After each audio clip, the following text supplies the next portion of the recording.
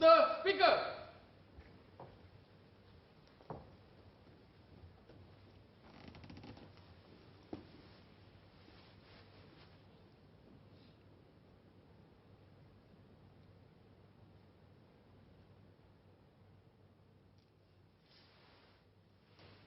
Order. Item 2, resumption of debate on the Tobacco Control of Advertisements and Sale Amendment Bill, second reading. Engineer Dr. Lee Bee Wah. Mr. Speaker, sir, I would like to begin by complimenting the government's intensive efforts in discouraging tobacco use in recent years. From expanding no smoking zones to regulating displays of tobacco sales to increasing the minimum legal age of buying cigarettes and more. The government has shown its commitment to the tobacco-free movement. In November last year, the government reviewed plans to standardize the packaging of tobacco. By 2020, tobacco sold in Singapore must be packaged in drab colors, dropping logos, brand images, and all other promotional information, while the size of the graphic warning is increased. This follows in the footsteps of countries like Australia, France, the UK, and many others which have adopted similar standardized packaging policies. With today's bill, we will be a major step closer to this goal. The last press release from the Ministry of Health stated that a transition period will be provided to allow manufacturers and retailers to sell their old stock. How long is this transition period? I'm concerned about the vendors who sell cigarettes in the small provision shops and mama shops in the heartlands and the bus stops. Many of the shopkeepers are elderly, and they are already facing many challenges to keep their business afloat.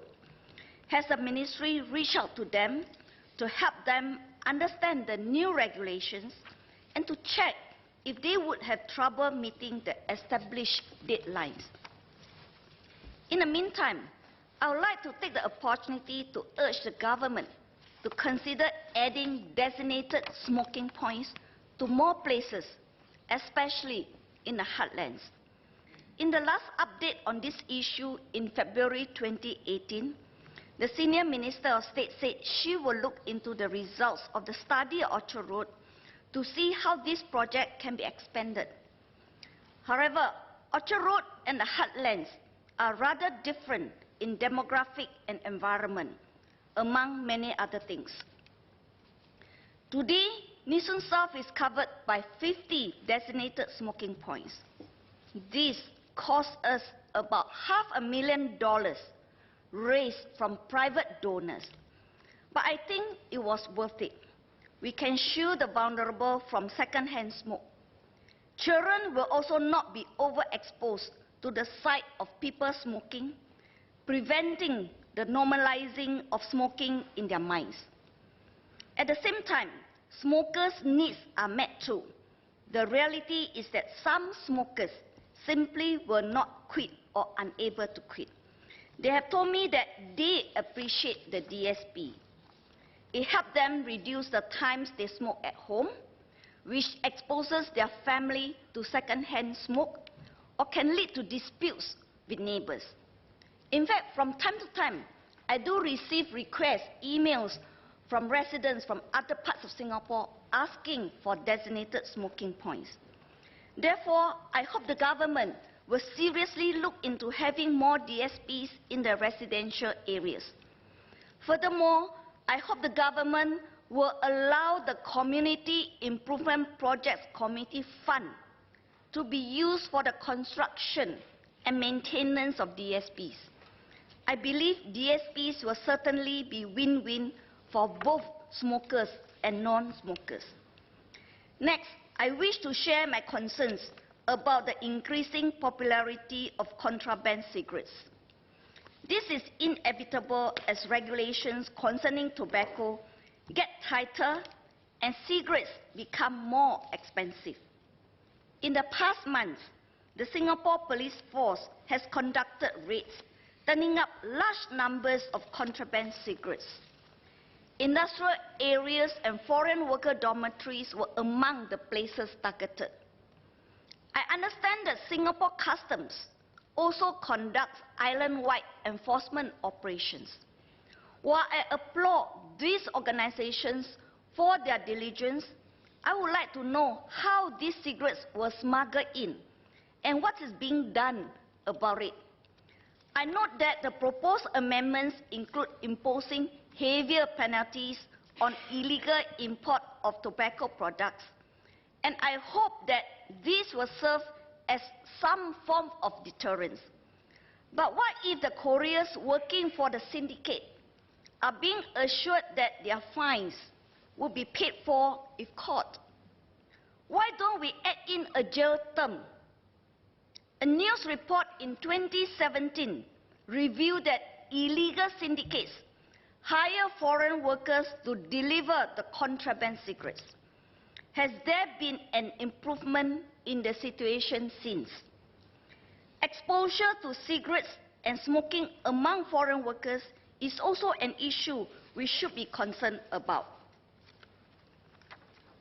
I hope that the Ministry is working with dormitory operators and contractor companies to reach out to these workers to advise them about the laws concerning smoking in Singapore and the unhealthy effects of smoking and second-hand smoke.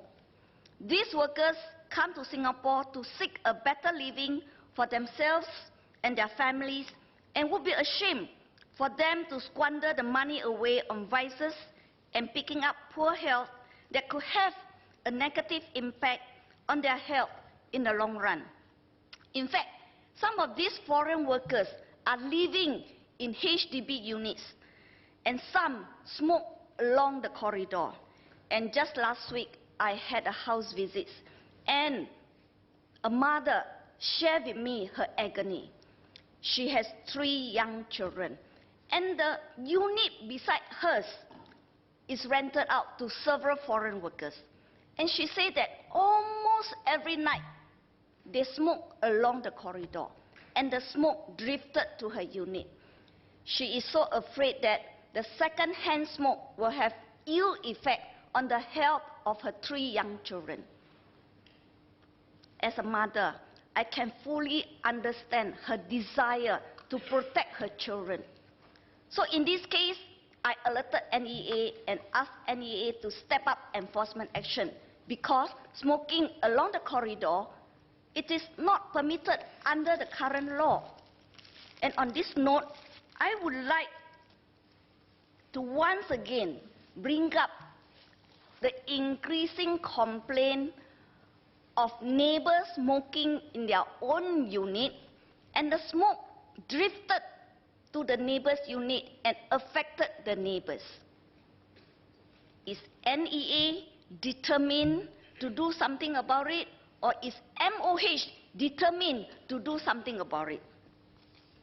I know smoking is a personal choice. Just like you can have party in your own home, so long as the noise generated do not affect the neighbors. So you can smoke in your own home, but the smoke should not affect your neighbors. Of course, we hope that the smokers can be more considerate and think of the neighbors before they light up the cigarette. Perhaps make use of the designated smoking points or walk further away.